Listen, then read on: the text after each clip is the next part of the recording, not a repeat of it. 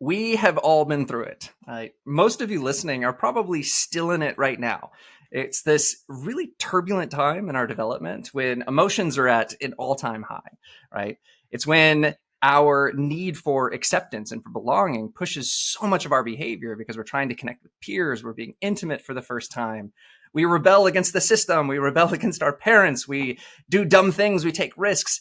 It's a time in our life when we are probably the healthiest that we will ever be, but at the same time at an intense risk for serious injury and even death, right? Most people think that adolescence is a human thing. Some people even say it's like a cultural construction. But the truth is, adolescence exists all across the animal kingdom. And you hear all the time people say, the youth of today, they're so lazy, they're out of control, they're rebellious. But if you go back and you look at quotes all the way back to Socrates over 2,000 years ago, they were saying the exact same thing about the youth of their day. And when you look across these different species, you see very similar behaviors popping up all across the animal kingdom during this period of life. And so it points to something that's universal, right? There's something happening to our bodies and to our brains during this developmental process that's pushing our behavior into this kind of predictable pattern. And so what we really want to get into today is what is the purpose of these really common behaviors that are kind of peculiar to adolescence.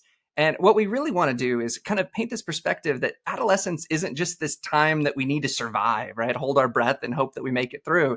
It's a time for thriving, for growth, for flourishing. And if we can really kind of change that perspective, we can maybe stop pathologizing adolescence and move instead towards providing the youth of today with the opportunities that they need to have the chance to know who they are, to build skills and strategies that will turn them into successful adults in our society. Welcome to The Social Brain. I'm Andrew. And I'm Taylor.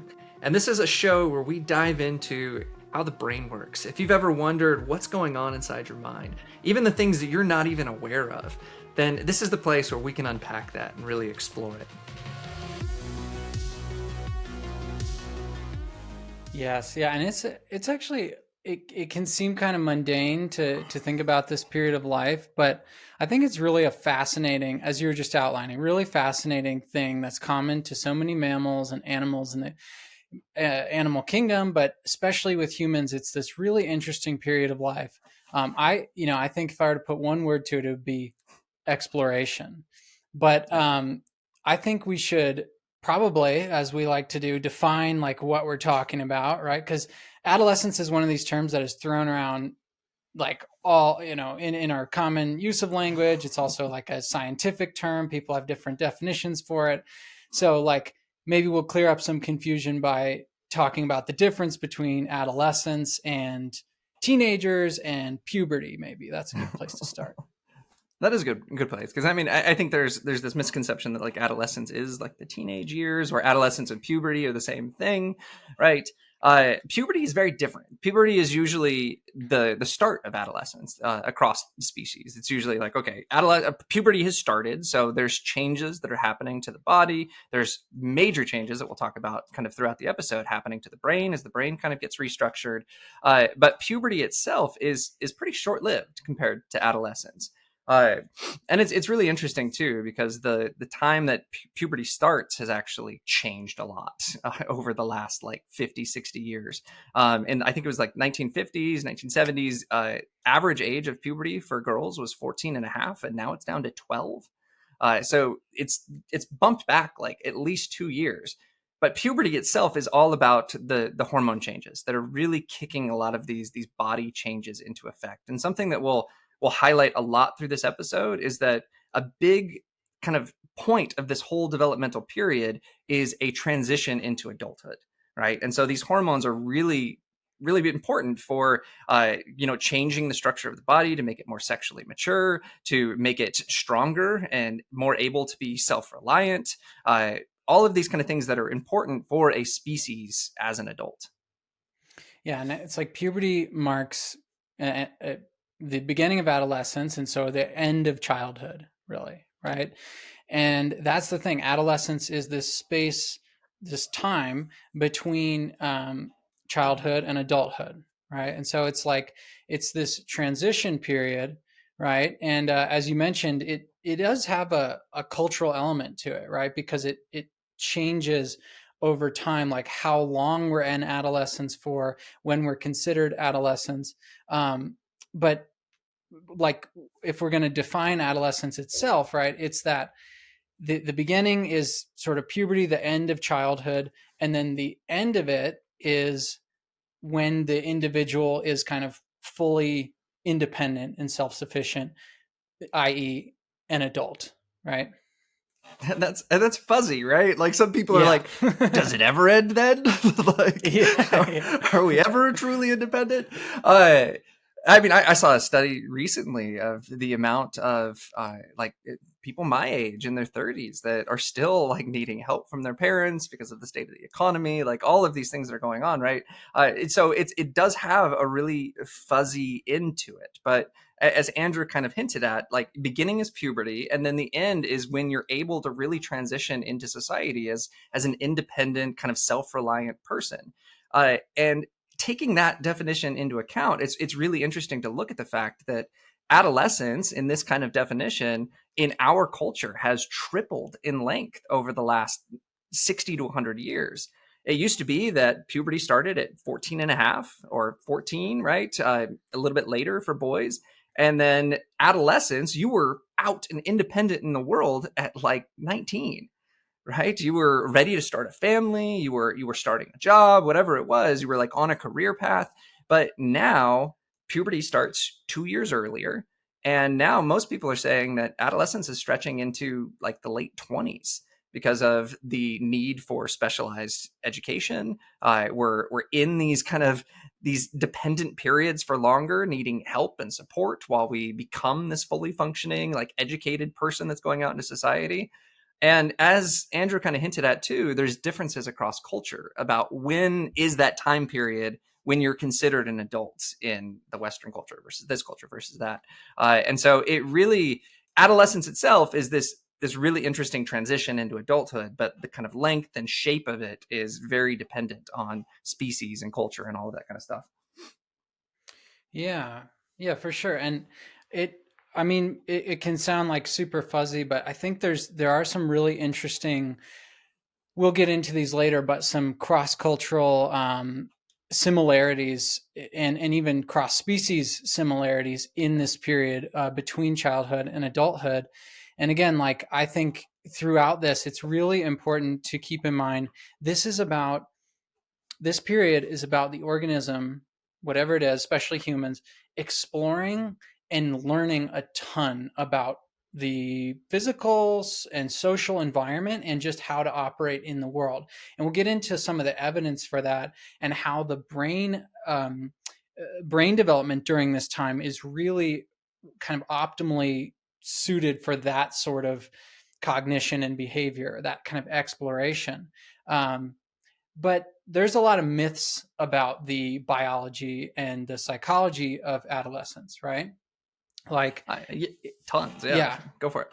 yeah. I mean, so one is just, you know, that adolescents are just these like rage. If you've seen the show on Netflix called Big Mouth, you know, they have this character that's the hormone monster, and it's like this sort of imaginary creature that it represents the raging hormones of these young adolescents, like as they're entering puberty. And there's like a bit of truth to that, like we were saying, you know, this is huge change in like the endocrine system for teenager young adolescents.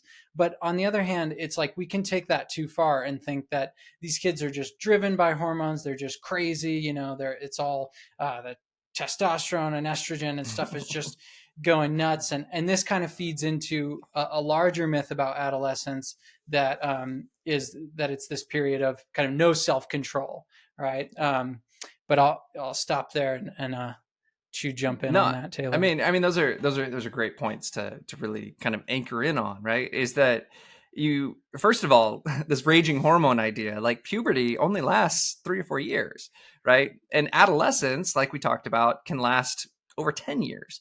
And so trying to explain away like all of this adolescent behavior because of hormones, there may be some changes in behavior because they're feeling different hormones and everything, but what we really want to focus on is putting a lot of these behaviors into an evolutionary context, that it's not the hormones that are doing this, it's the developmental period that is pushing these behaviors because of the shift from dependency into independence, right? And we'll talk a lot, as Andrew said, about this idea of self-control, because that is not panning out in the science. Like, there's a lot of evidence that adolescents have amazing self-control, and they can practice it, but there are a lot of mediating factors that cause their behavior to be pushed in one direction or the other because of what's important to them at that time in their life, right?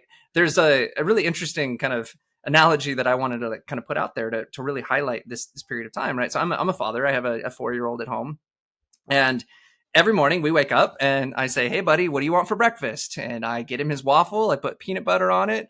What do you want to wear today? Do you want Dad to go pick it out for you? I go and I pick out his clothes, right? I help him get dressed. I help him comb his hair. I brush his teeth, right? Like, all of these things that I'm doing for my child, right? And there's this very dependent nature, where that person, that child, is able to really explore the world in a very open way without having to really think about all of these things that are important for being self-reliant out in the world, right? And that slowly starts to get less and less as we get older into childhood, right? And as we start entering adolescence, is now when you're dependent a lot more on peers than you are on parents. You've started to be able to do a lot of these things. You can get yourself dressed, you can make yourself breakfast, you can do all of these things. And there's these other pushes that we'll talk about for like connecting with others. But there's a reason why we see so much of this like rebellious activity and all of that kind of stuff, because that's what's required to move into this period of independence and away from having to rely on someone to make you your breakfast every day, to get you dressed every day, right? It's a really important kind of facet that we want to really kind of hone in on, that puts a lot of these behaviors into perspective. Because if you are just continuously doing things the way that was normal in your house, like, this is the way that we do it, this is how we're supposed to do it, you're never going to learn how to exist in a very dynamic world, right? The world out there isn't waffles in the morning, right? It's very different. It's hard, and you have to go out there and you have to take risks and you have to try things to be able to learn how that world actually operates outside of your own home. Right. And so eventually your son is going to not want you to be brushing his hair. You know, he's 13, 14 years old. He's going to get away from me, Dad. He already does that. Okay. Yeah. Brushing hair isn't a fun activity. No.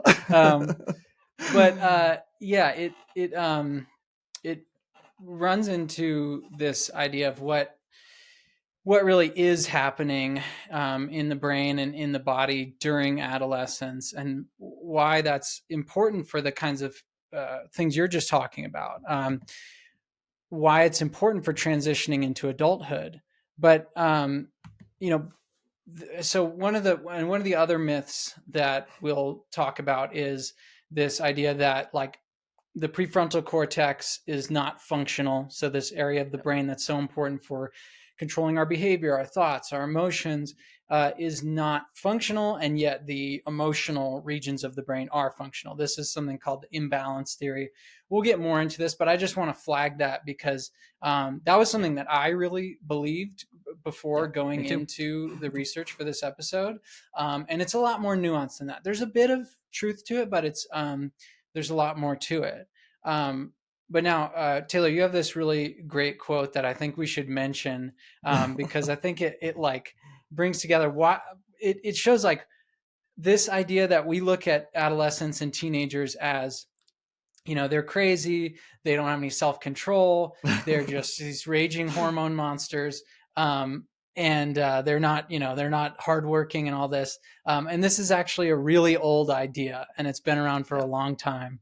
Do you want to say that quote? Yeah. So, and I kind of mentioned this in the intro, right? That like there was quotes all the way back to Socrates, right? So this was written by Plato. It was in the voice of Socrates. But young people nowadays love luxury. They have bad manners and contempt for authority. They show disrespect for their elders and love chatter in places of exercise. They no longer rise when elders enter the room. They contradict their parents, chatter before company, gobble up dainties at the table, cross their legs, and tyrannize their teachers. Right? This was 2,400 years ago, and so it's not the youth of today. It's youth, right? It's a behavior that's really common, and it's universal. Like I said, this is something that when you look at comparative biology and you look, there's this fascinating book called Wildhood, Barbara Horowitz and Catherine Bauer, that did actual studies where they looked at adolescent species across like all of these different kind of domains, mammals mostly, but then also like birds, fish, and all of these things that have very similar behaviors in terms of like breaking away from the parents. There's dispersal, right? The wolves that leave the pack and have to go and like find a new one and go out on their own, right? There's a ton of risk taking. So across the animal kingdom, that's when animals are actually at the biggest risk for predation. And there are specific animals that actually specialize in being predators for subadults, and that's like what they call it in these other these other literatures. But it's because of the fact that those adolescents are out there kind of testing the world, and because of that, they're really vulnerable, right? But it explains a lot of this behavior of like I've been, I've been with my gazelle mom and my gazelle family, like getting taken care of for so long, but now I need to figure out how to avoid predators and how to be out there in the world. And so what I really wanted to get at in kind of the opening was that these behaviors need to be put into an evolutionary context, and they need to be understood as something that is universal. And if we can really wrap our head around that, right? If we can say like, there's a reason why it's hard to parent an adolescent, right? They're pushing back against me like, right. If we can accept why that behavior is actually happening in the first place and put some support around that so that they can maybe take healthy risks, they can take positive risks, because not all risk taking has to be negative, has to be dangerous, right? But it really kind of understanding the landscape helps us to reconceptualize, not just like hold our breath and hope that we make it through. Because if we do that, we're not going to focus on how to encourage positive growth, right? And if we can really understand, like, okay, there's reasons for these behaviors, there's ways that we can support it that then give them the best chance of being successful adults. Yeah, and as you're mentioning other species, there's this super interesting nature documentary on Netflix right now called Predators. And if you go to episode 6 of that show, it's about wild dogs in Africa, and it's just fascinating to watch it. But what the main character, the main dog that they follow through this pack, is going from childhood to adulthood. So you're actually seeing that this adolescent period of this wild dog and how it's learning to hunt. It's going out, it's taking more risks, it's going to the head of the pack and kind of doing these things that are different than what the puppies are doing, and a little bit more like the adults, but still kind of more exploratory and more independent in some ways. And it's really interesting to see that progression through the show. Also just super cute to see wild dog puppies, and I definitely recommend it. I've seen, just along that line real quick, I've seen these other videos that are really interesting that show these subadult, these adolescent animals across cultures practicing mating rituals. So you have like these birds that'll do these very specific like bobs and like fencing things with their beaks or whatever, and then it shows the adolescents that are like practicing and they're like getting the bob down, but they can't get the beak thing down. And then like there's this other video of this adolescent that's just like sitting there like watching the adults do this whole like mating ritual, just like trying to figure it out. And so it's this time where we're trying to learn what it means to be an adult, right? They're observing these courting behaviors and like, what does it mean to court the other, be intimate with others, right? And how does that look? And so when you think about that too, like that's really important from like a parenting perspective, right? Understanding that this is a time when these adolescents are looking to adults for some type of model of what adulthood is supposed to look like, what courtship is supposed to look like, what intimacy, what kind of exploration, what all of these things are supposed to look like. And instead of just trying to tell them not to do all of these things. We need to like actually give them kind of examples and show them like this is how it works. Yeah. Yeah, that is really true. And I think it's like allowing for that exploratory period, but then also, you know, understanding that there needs, like, they need to also learn, the adolescent also needs to learn to put kind of limits and boundaries around their own behavior during this time too. Um, so, okay, should we transition into some of the neuroscience stuff? What do you think? Get into like the brain and the Yeah. biology? So one of the Um, things I want to mention real quick before we start. So yeah. there's a researcher, Dan Siegel, that's Oh, yes. really great research. He does attachment research, but he wrote a whole book called Brainstorm that's specifically for like understanding the adolescent period. That's a fascinating book. It has like skills and strategies for like building good stuff. But he has this acronym called Essence. That's like the essence of adolescence. And I just wanted to just briefly highlight this because it'll come up as we start talking about these kind of different brain processes that are happening. So the ES stands for emotional spark. And so during adolescence, there's heightened emotion, and that's true. There's a lot of like hyperactive kind of what would be called limbic kind of subcortical type stuff that's going on, and the emotional experience during adolescence is really high. The SE is for social engagement. So peer acceptance, peer connection is really important because you're moving away from parents and now you're instead kind of associating with your peer group as you kind of find your new place. N is for novelty. So this is going to be a time when we're trying new things. It's kind of what we've been hinting at, right? You're exploring, you're seeing things. And I think one of the most important ones, the CE, is creative exploration. That this is a time in life when we're incredibly creative. We're putting things together in really interesting, out of the box ways that I think kind of dies off a little bit as we enter into adulthood. And so this kind of essence of adolescence, I just wanted to kind of put that out there because it kind of comes into play as we talk about these different brain processes that are happening. So I think we'll kind of jump in now into like, what is the developmental process in general and how does that lead us into adolescence? Yeah. And we're going to start at birth, right? Because it's just way too complicated to start at the zygote and go all the way to Right. birth. There, if maybe we'll do a future episode on that. That would be really On fascinating. But that's a infancy. lot more just Yeah. biology rather than, the Yeah. psychology. So, but at birth, right, babies are born with about as many neurons as we have now, right? So about 80 to 100 billion, something like that, neurons. And there's like slight increase in the number of neurons as they age. But basically, they have this is kind of like a fascinating thing. The brain has the same number of neurons as it will basically always have. That's like really Yeah. different than pretty much every other organ, you know. So Right. it's interesting. Kind of the brain starts its developmental pattern in a very different way. And I mean this you have this like slight increase in neurogenesis stops at about age 5. So at 5 you have all of the neurons that you'll probably ever have in your life. There's slight variations to that. There has been evidence for neurogenesis in like the hippocampus, but that's very small. We're talking like the whole cortex, like all of this stuff has all of the stuff in place. The layers are there in the cortex. The big difference that we're going to see now is now how all of this stuff gets wired up, how all of these neurons now start connecting with one another that then form all of these networks that we've been talking about for what years now. How long have we been doing this show? I have no idea. That allow for the information to kind of turn into these schemas, these kind of ideas and beliefs that we have as we get older. Yeah. And so I mean, you have to kind of think in terms of neuroplasticity. You have to think in terms of the connections Yeah. changing. Like we're creating, especially forming a lot of new connections, right? And so it's not that there's more neurons, it's that there's more connections kind of based on the experience of Yeah. the individual, right? And there's definitely genetic programming going into this. So like, um, the areas that sort of mature the fastest, right, are going to be the sensory areas, the areas involved in vision and hearing and those sorts of things.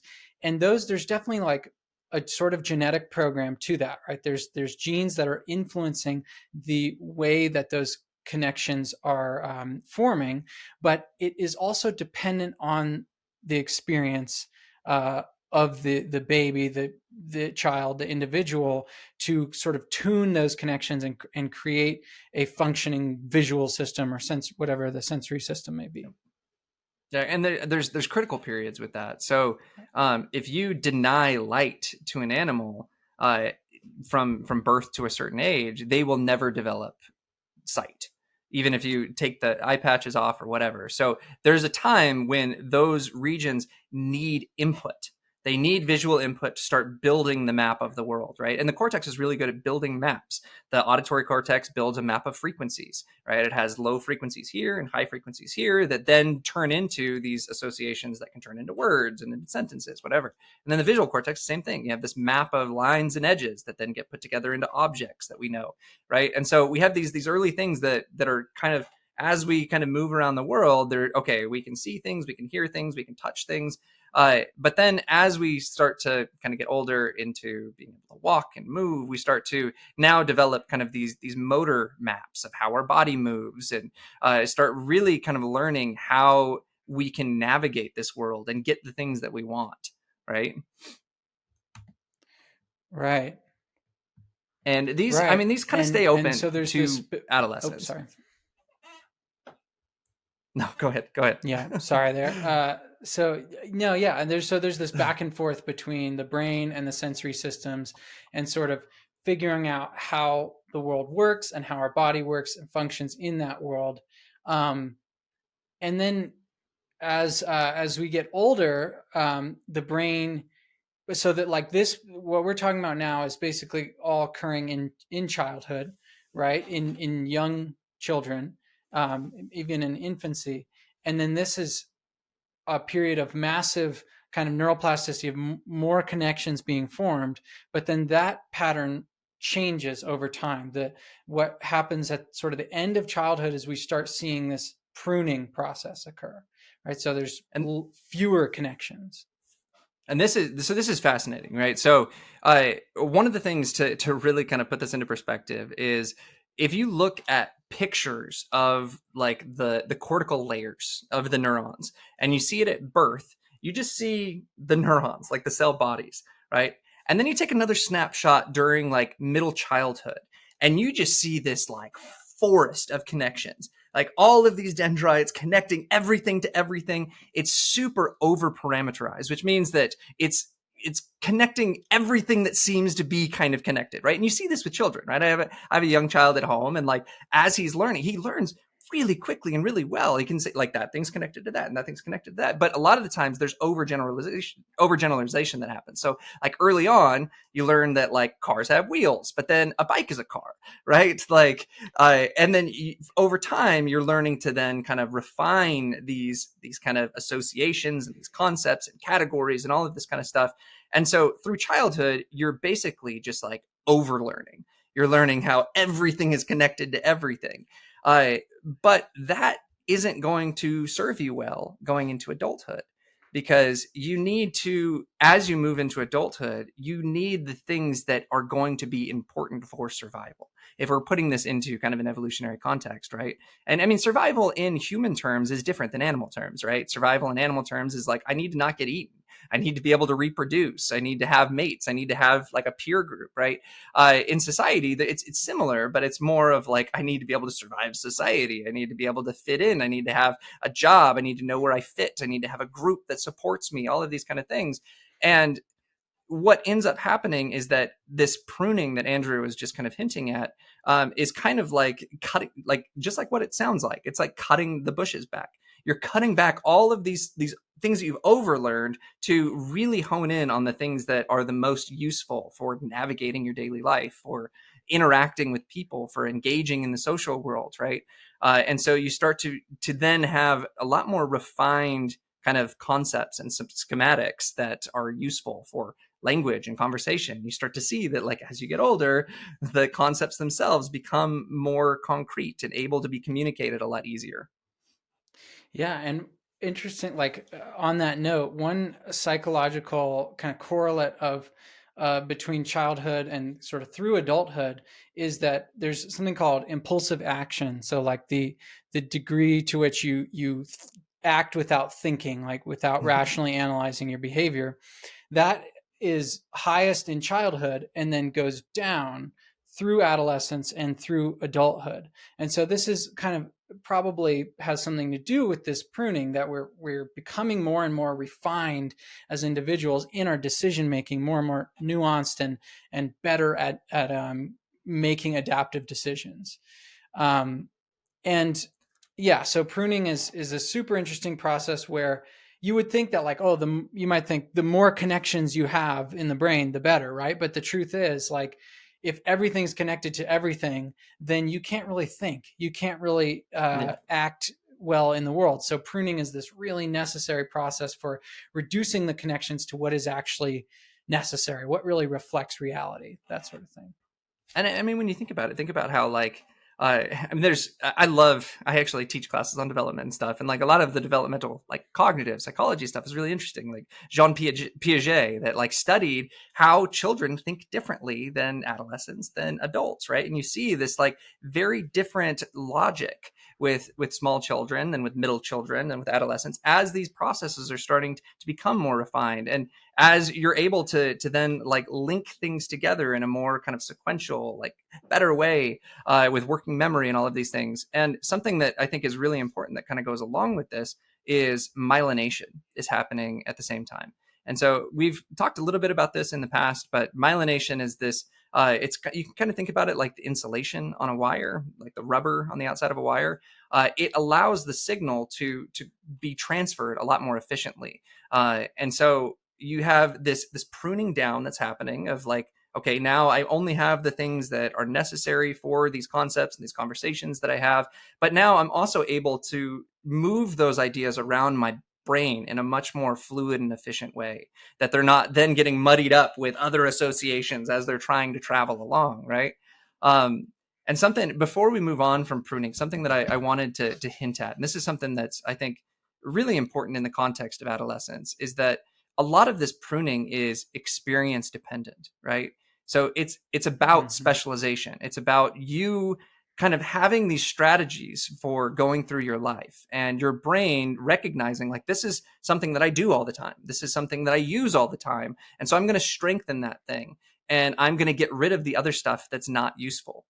But there's a dark side to that. There's kind of a double-edged sword to that, because if you are adapting strategies that are unhealthy, right, that are maybe compulsive, that are maybe like negative self-talk, like all of these kind of things, those are the things that are being prioritized in terms of like being put into place, and the other things are getting pruned, right? And so this is one of the big points that we were trying to make earlier in terms of like understanding what's going on in development during adolescence really helps from a kind of perspective of how we can support these people, that this is the time when we should be learning strategies for emotion regulation, strategies for self-control, strategies for mindfulness, and all of these things that are a lot easier to put in place during adolescence than they are to put in place during adulthood.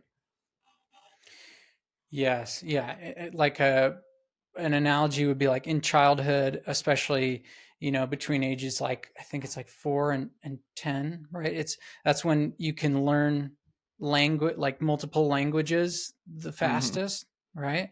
So that's a critical period for language acquisition. Um, so this is, you could think of the adolescent brain as kind of being a critical period for maybe experience and decision making acquisition and emotion regulate, like more complex types of cognition and behavior.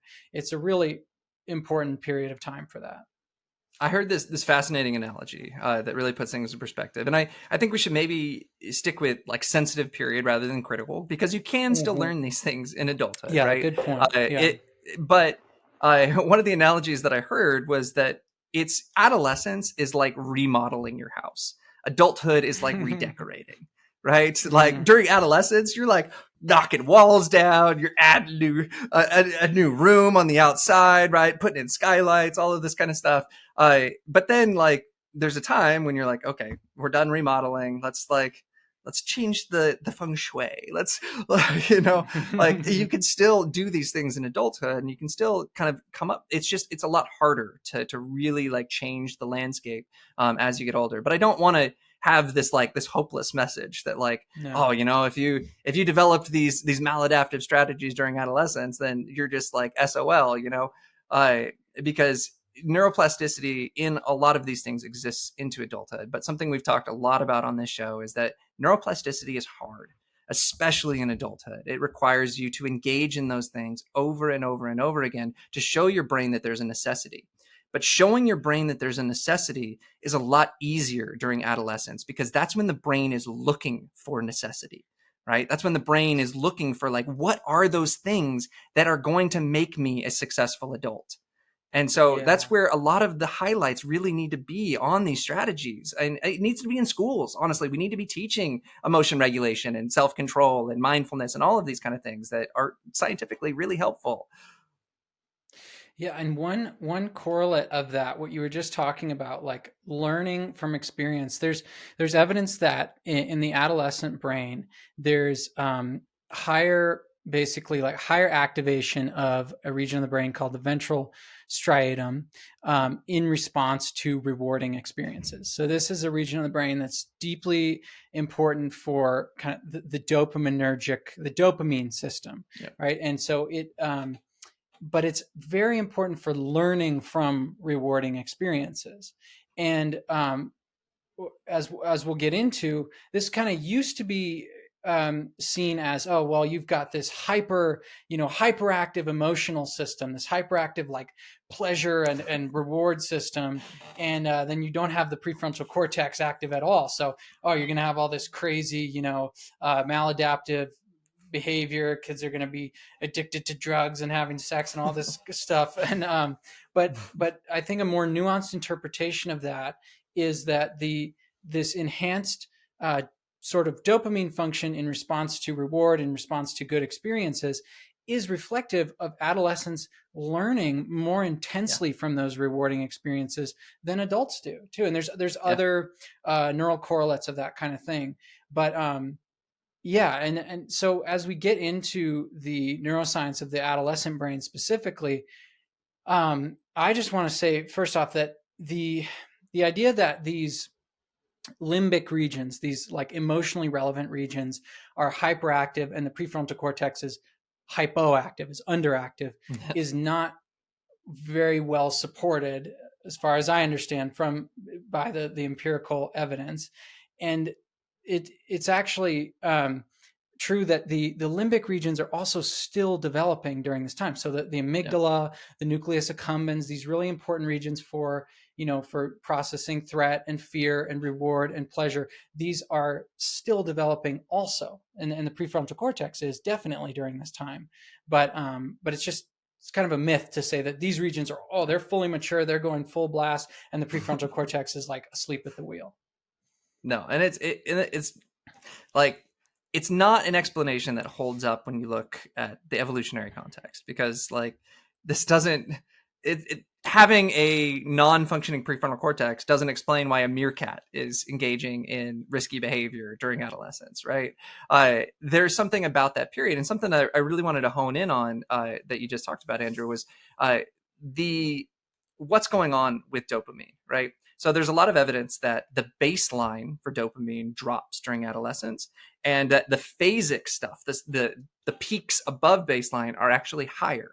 And so this explains a lot with emotional intensity in adolescence. That like that big difference between baseline and peak, that's what a lot of us chase through adulthood, like the desire, the like, pushing us. And you have to think the reason why that's probably happening is because it's pushing adolescent behavior towards novelty, right? It's saying, go out and experience the world, try new things that are different than what you experience, because that's what's important for survival, is going out and learning how the world works.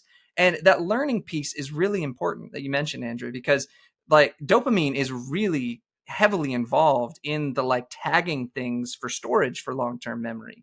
And if you think about it, right, and I've heard talks. Lauren Steinberg is like a big adolescence guru with this kind of stuff. He was saying, I remember things from when I was 15 better than I remember things that happened a week ago, right? If you look back on like most of your really vivid memories, a lot of them come from adolescence, right?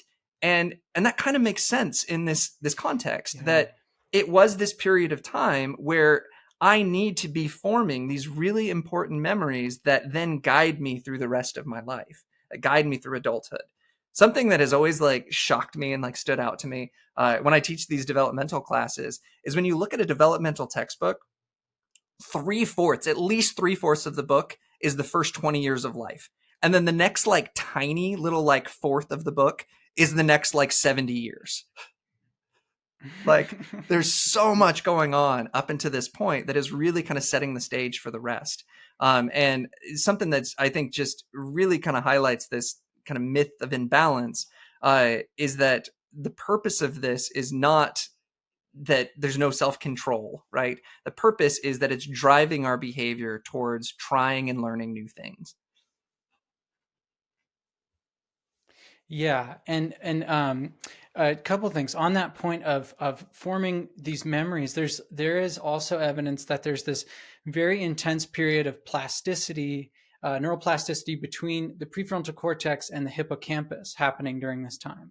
And the hippocampus being this region that's so involved in our memories of experiences and places and like sort of specific things, and the prefrontal cortex being this region involved in executive functions and self-control and even our our social functions too. So there's that's just another correlate of that. But getting into the kind of novelty seeking, the sensation seeking type of behavior. All right, so I don't want to get like too wonky here, but there's a really interesting couple of patterns that I want to highlight. So from what I understand, there is, so since let me start with sensation seeking. Sensation seeking is the tendency to seek out novel, new experiences, exciting experiences, right? And that does tend to peak in adolescence. So for girls, I think it's around age 16, and boys, it's around age 19. And so there is a peak in sensation seeking, right? And that sort of goes along with this idea of adolescents and teenagers being these, wild and crazy, doing all this crazy stuff, trying drugs, driving fast, all the stuff we see during that time. But there are two other patterns that are really important to look at. One is something I mentioned earlier. So impulsive action. So impulsive action is this tendency to act without thinking, right? To just, not rationally analyze your behavior at all and just go for whatever you feel like, right? That actually is not peaking during adolescence. That's going down from childhood into adulthood. So then there's a third thing, and sorry if this is getting a little bit wordy, but it's called impulsive choice. So impulsive choice is this it's basically, in economics, it would be a high time preference. It's this idea that you would take larger or smaller rewards now rather than larger rewards in the future. So kind of the inverse of delayed gratification, right? And that does peak during adolescence. So you've got sensation seeking and this impulsive choice peaking during adolescence. And then that might lead you to think, okay, well, adolescents are crazy, right? They're taking all these risks. They're taking short-term rewards over long-term rewards, and that's going to lead them to higher rates of addiction and STDs and homicide and all the like adverse consequences. But the truth is, from what I understand, that you really have to look at this on an individual basis, because the fourth thing that really matters is cognitive control, is self-control.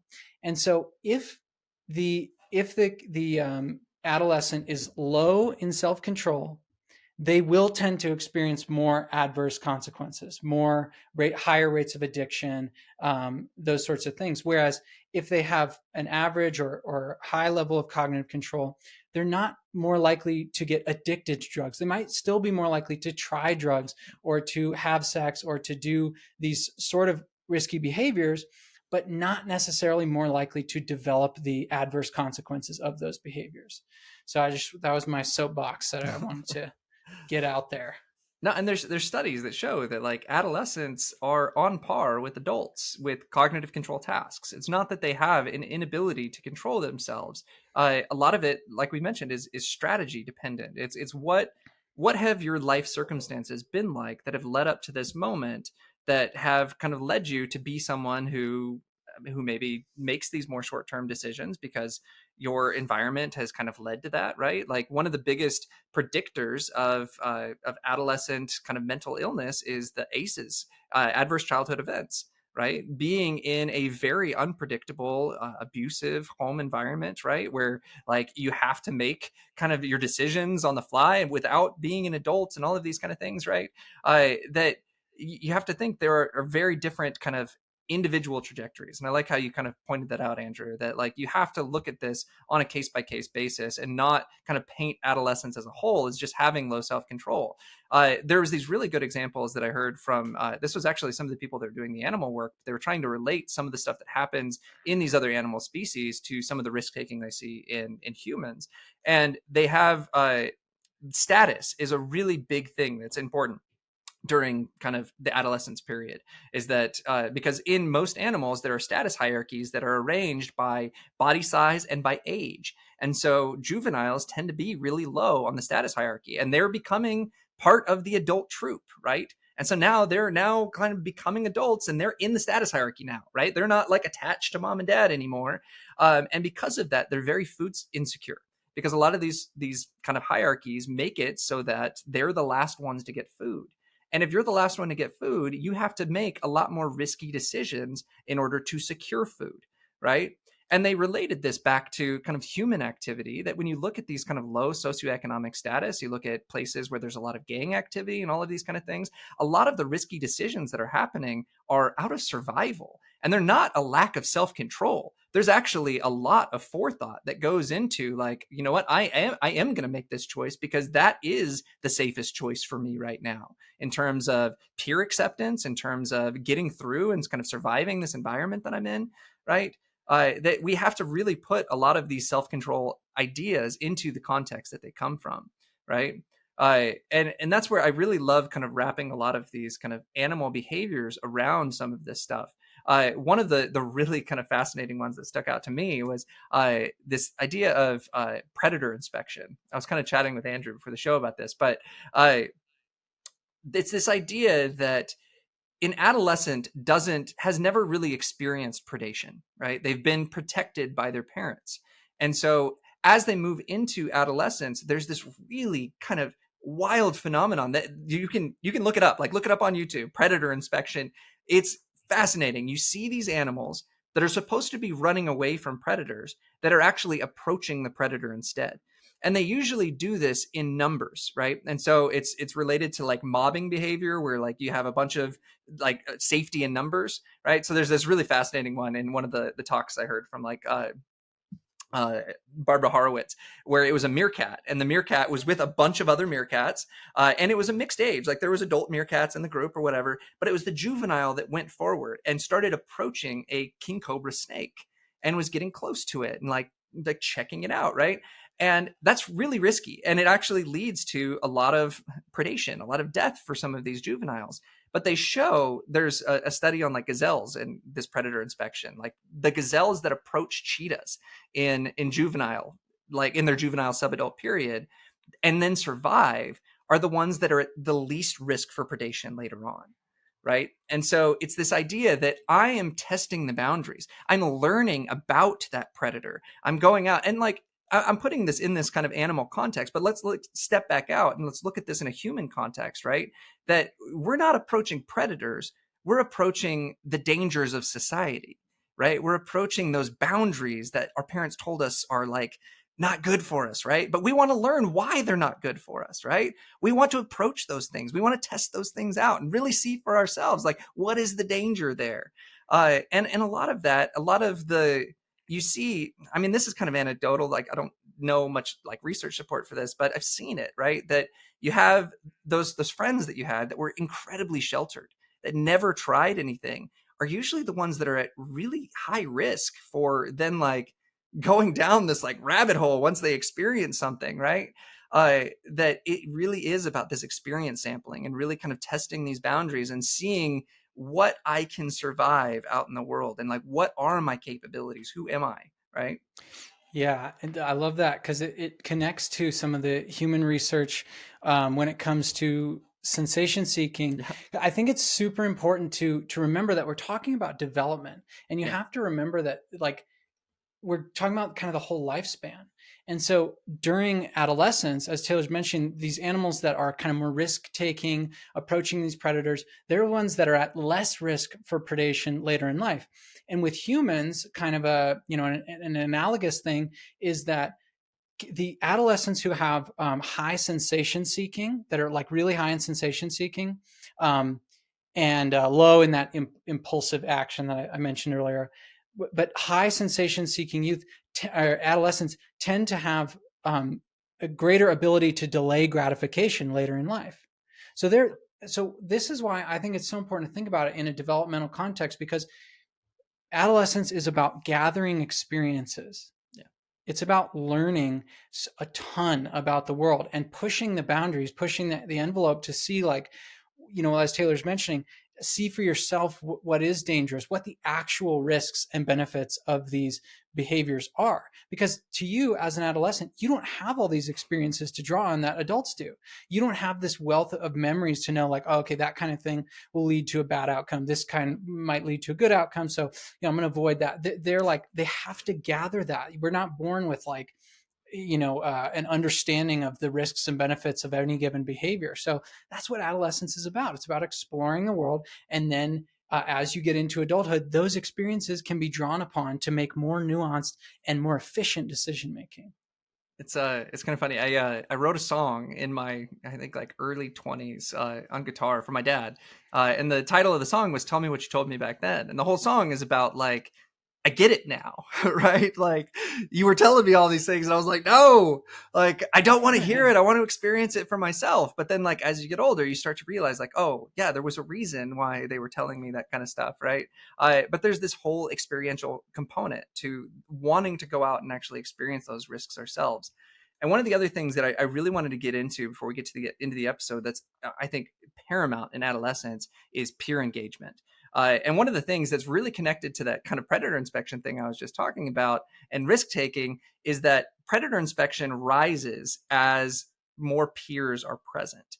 And this also happens, they see this in adolescence as well. So there's this really interesting study with, they have like this driving game where you can like take risks and like blow through like a yellow light or something, but there's a chance that you're going to like get into a car crash. But the goal is to try to finish the race as quickly as possible.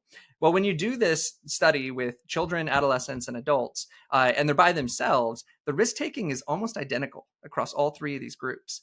But if you put the friends of that adolescent in the room with them and you have them watch them play this driving game, the adolescent's risk taking goes up like sixfold, right? And it's just like so much higher than any of these other groups. And it really paints this picture of how the need for acceptance and belonging has such a strong push on behavior at this time in our lives. And it makes sense, right? As you're pushing away from your kind of dependency, your child upbringing, all of this kind of stuff, you're looking for a new group, right? You're looking for acceptance and belonging in these other things and status and trying to like see where you fit, right? And so your peer perceptions are at an all-time high. I mean, this is when intimacy starts. We're trying to connect, right? And so you really think about like the adolescent saying like, I need those new shoes. And you have the parents that are like, you don't need those new shoes, but like they kind of do, right? There's a perception in their head that that is something that is leading to acceptance in the peer group that they're a part of. And that acceptance is really paramount to them because it's part of their identity. And like so Erickson, cognitive developmental So he has this whole kind of like, there's different stages of our life that we have to like solve things. Adolescence is all about identity. It's about figuring out who you are, right? And that fits into so much of what we've talked about, right? Exploring the world, trying these new things, seeing like what your strengths are in this world outside of the dependent relationships, right? What can I do? What am I good at? What are all these things, right? The things that we should be supporting, right? Not pushing the adolescents to do the things that we want them to do, but having them really discover for themselves, like, what is it that they're good at? And the reason I bring that up in kind of conjunction with this peer stuff is that if you ask someone the question, who are you? Like, answer that question, who am I? Right? This is something I do in my group dynamics class. Most of the answers that you get, or not most of them, but like a lot of the answers that you get are going to be idiosyncratic. They're going to be about you. They're going to be about your goals, who you are, your traits, your preferences, personality, that kind of stuff. But a lot of the answers, probably more than half of the answers, are relational, right? When I answer the question about who I am, I'm a father, I'm a spouse, I'm a scientist, I'm a part of a group of people, right? That part of our identity becomes so salient during adolescence that like we want to be a part of a group that explains a piece of who we are. That part, being a part of the punk rock group or the goth group or whatever, like that's who we are, right? And Yeah. it's so salient during this time of our lives. That's such a good point. And I want people to think about if you're an adolescent now, or, we were all adolescents at some point. Maybe there's some children listening to this podcast. I don't know. But just think about how, in high school and around that time, there's different groups, right? There's different cliques. There's different like levels of risk taking within each of those groups too. And this is something I think is also important. So Taylor mentioned the influence of peers on kind of adolescent risk taking behavior, but there's also something, from what I understand, that the level of risk taking in the group really determines the direction in which the kind of the risk taking is influenced. So, like if you're in a really low risk taking type of group, uh, you might not be much more likely to do something risky. Whereas if you're in a group of kids, who are crazy, they're driving down like as fast as they can down a mountain road, and they're drinking and doing all this crazy stuff, like you're going to be more likely to engage in that behavior yourself. And there may be like a nature nurture thing going on here too, because maybe we choose our peer groups based partly on our level of risk taking and sensation seeking and that sorts of things. So maybe there's some self sorting going on there. But I know for myself that I was kind of a part of different social groups in high school. Like I wasn't, firmly embedded in one or another. And so I felt like, yeah, I could see the influence on my behavior when I'm with these people versus these people. Right. And I think that's super important to mention as well. But clearly there's definitely this heightened social engagement and need for like acceptance and to feel like you are an important part of a social group at that time. I think there's something really interesting that I want to point out with what you were just talking about. So there's this kind of idea that comes up with like, why aren't these adolescents able to think about long-term consequences, right? Of like what smoking or what drugs or what driving drunk or driving fast or any of these things are going to do long term, right? And you have to think about how this adolescent is weighing the consequences of the situation. Think about how important belonging is to them at that moment. Losing that peer group because they're losing face, because they're not trying that cigarette or they're not doing whatever they like need to do to fit in, is more consequential to them in that moment than any of these long-term consequences that you may be trying to get them to think about, right? And something that I think is really important to think about is what you were getting at, Andrew, is that like the group that you're a part of has a huge kind of shaping effect on your behavior, the type of risks that you take, and all of these kind of things. And something that I really wanted to get out and try to highlight is that risk taking is not always negative, right? That there are positive types of risks. And there's these really interesting studies that show, because I teach like classes on addiction, and there are countries that have really low addiction rates.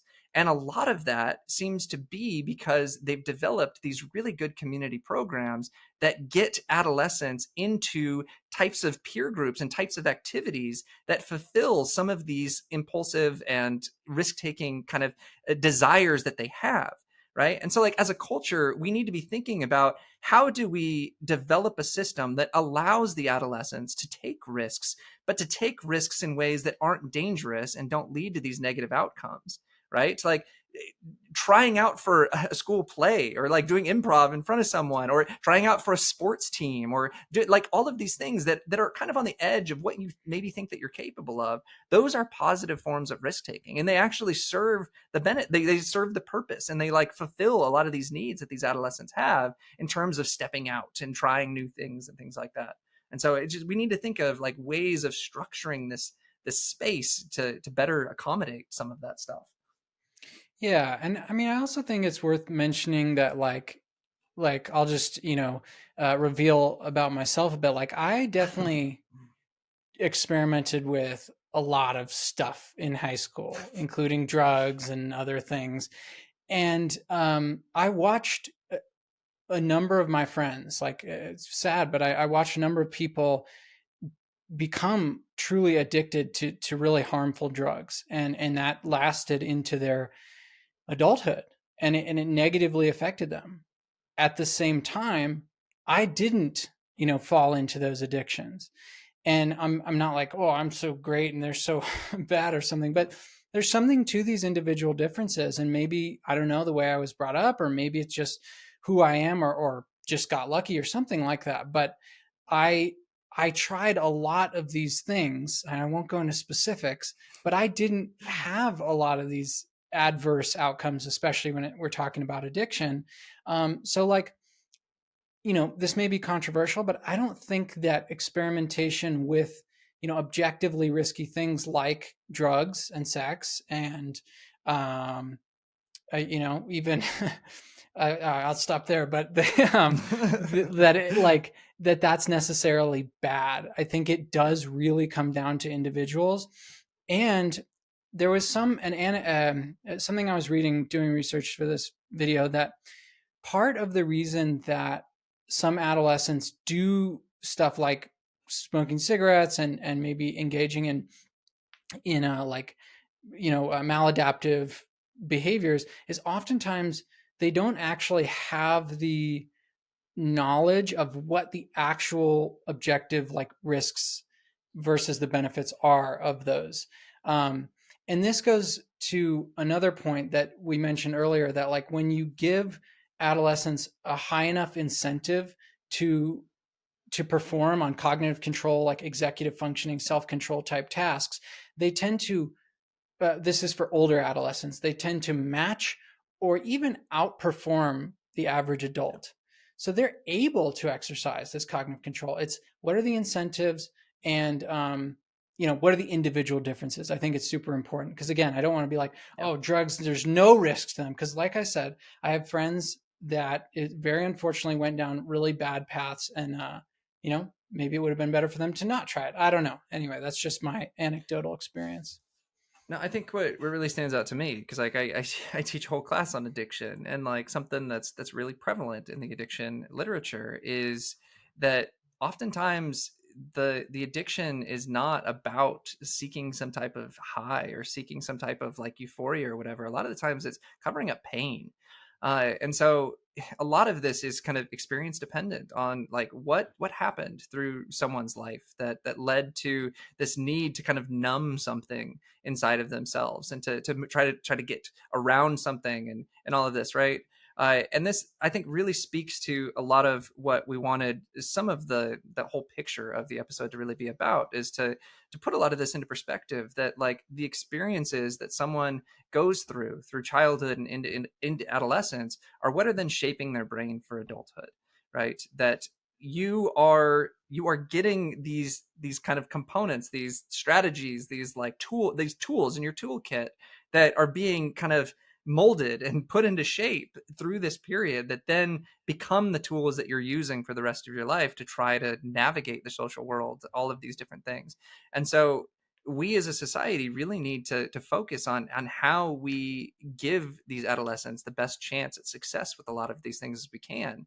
And I think that some of it is, really focusing in on not just trying to suppress all risk taking, right? Like, these things are so bad, don't do these, they're so bad. Like, what we've learned from other animals is that they're going to try to see why it's so bad, right? Like, and so I think what I really want to kind of wrap kind of my head around as we kind of end the episode is that this period is the time when we should be exploring who we are. We should be trying new things. We should be moving. We should be pushing away from parents, from society, from all of these things. That's why you see such counterculture during the adolescence period, right? It's just like, why are we doing this the same way we've done it for hundreds of years? Like, that's supposed to happen. That's what moves our society forward. That's what moves, there's so much power in adolescence because it's the time where we're really questioning, like, why are we doing this way? Why have we been doing it the same way? Like, how do I define myself as someone new, as someone different, as someone that can really kind of make a difference in this world and be a part of something and be with a group of people that I love, that I'm connected to? All of this stuff, it's so heightened during this period of time. And honestly, it's something that we lose that is really unfortunate. And it's not something that has to be lost, I don't think. Right? This whole essence that I talked about earlier with, like, the emotional spark and social engagement, novelty and creative exploration, these things that are these all-time highs during adolescence, are things that we kind of miss as we get older, as it kind of gets kind of like pushed out of us as we go into the system and do these monotonous things or whatever. But if you can really kind of hone in on those ideas and understand what the power in them was in shaping who you were and shaping how you interact with the world, you can take some of that back. You can say, I can still be creative. I can still try new things. I still think that being socially engaged is important, and having some connection to my emotional experience is important, right? That, like, it allows us to really hold on to what is special about this period in development. I love that. And I'm just as a final note, I think it's also important to recognize one of the most positive things about adulthood, about moving through adulthood, is kind of the difference between adolescents and adults. You could think of it as wisdom, that as you get older, you understand the world in a much more like intuitive way, and how to make these nuanced decisions that like based on less information, and so that's a positive thing to think. I know there's a lot of us are adults watching this show and stuff, so don't be like, oh, we just lose it, and we're Yeah, like right. these boring things as we get older. No, that's what wisdom is. But wisdom is a result of all these experiences we had, and adolescence is this period of intense gathering and learning from those experiences. I mean, something that would be really cool to maybe touch on in a future episode is the development of morality, which really touches on something that you're getting at, Andrew. Is like, there are these really interesting things. There's the stuff from Kohlberg, who did all of his studies with boys, and so he gets a lot of criticism in terms of, like, not being more generalized. But uh, these stages of moral development are really kind of similar to what you're talking about. That, like, we make decisions when we're really young because we're not supposed to, right? That we're going to get in trouble. But then during adolescence, we make a lot of decisions that we do in order to kind of protect our peer group, to protect our family, to fit in. And then what they see with a lot of what happens kind of into adulthood with this wisdom idea that you're talking about is that we start to really understand, like, how and why the rules in society are in place, and how, like, if everybody is acting like this, then it leads to chaos and all of these kind of things. And it really starts, we start to be able to develop these much more abstract and kind of connected ideas based on what we've been accomplishing and what we've like been kicked to the dirt with, right? And so, yeah, I think that development in general is fascinating. And if you think you know what you're going to care about in 10 years from now, you're wrong. And the studies show that, because we change so much through these different stages of our lives, and it's really important that we kind of understand, like, what the different stages are for. Yeah. Well, there's a great quote from psychologist Daniel Gilbert. I think it says, he says, your present self is as fleeting as the present moment. Your current self is as fleeting as the present moment. So just, Yep. realize we're changed so much through our lives. And yeah, That's a good thing. it is. Well, thank you everybody again. These last couple episodes have been really fun. So we did Evolution last week. Got a lot of engagement with that one, which is great.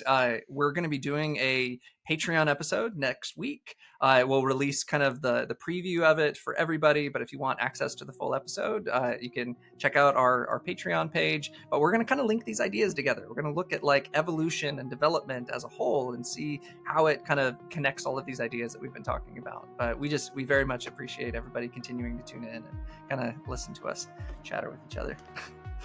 All right. Well, we'll see you guys next time. Awesome. See ya.